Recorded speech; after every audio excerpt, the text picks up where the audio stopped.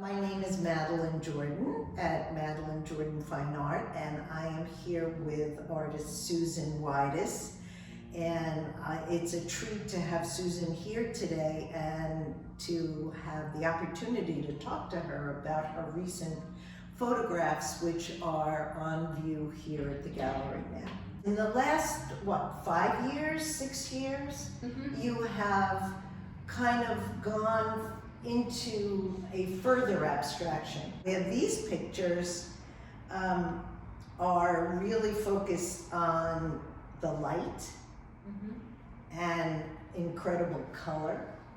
What I'm curious is, what was the genesis into that leap? How did that come about? One of the things that I was really interested in was this idea of defamiliarization. And the idea was popularized or discovered by this philosopher, literary critic, this Russian critic named Shklovsky in the 1920s.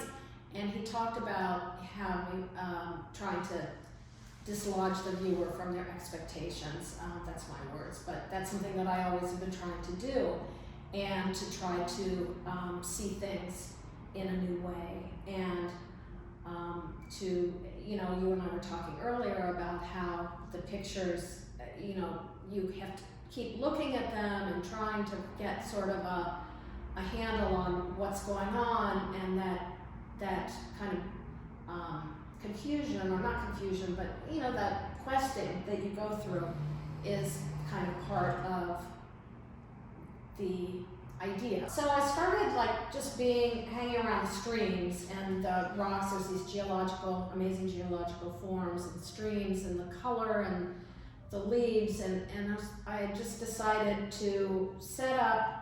And then I would go and check out the light, and the light had to be right, and the water levels had to be right, and then I said, well, but I need the leaves, so I would just take my, shears and cut branches and bring the leaves over to my set by the water. Create a set that had the makings for what you had in mind. Exactly. Changing the space, the light, the angle of the light, and moving all these things in a call and response, where I'll look at the picture on my digital camera on the back, and I'll be, maybe I'll do this, maybe I'll move things around. So just getting the experience of being in nature, and the kind of the way that things feel, as your body's moving through space, and how you observe certain things, and everything else is in your peripheral vision. You were waiting for inspiration. Yeah, I was. And then for something that, say, wow, this is interesting. Right. And then I realized that was really interesting in itself. It's just the experience of being away from a computer, out in the world, and how we see, and how we put together, a vision, a view of the world, and a vision. Speaking about light, obviously you say it's all about the light. Something happens to the light. Does the light refract the color? I'm usually, here, I'm shooting with the leaves are backlit, so I'm getting the brightest, possible scenario. Here, this is really super bright highlights. Here it's out of focus in a certain amount, so that gives this particular kind of rendering, which is only visible in the camera in a way, because you would look at it and it wouldn't have quite this depiction. And it's so flat.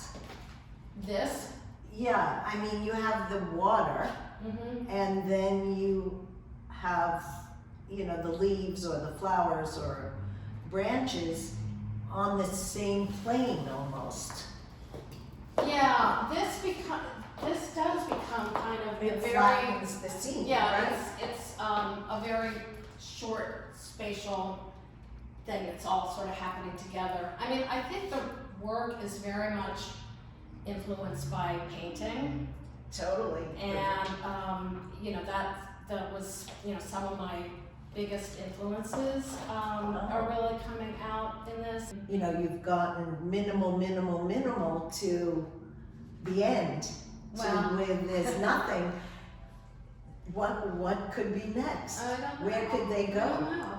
You know, a lot of times just working, doing the work, you ask questions and that leads to the next thing, you know, and that's always what's driven me. So, Okay.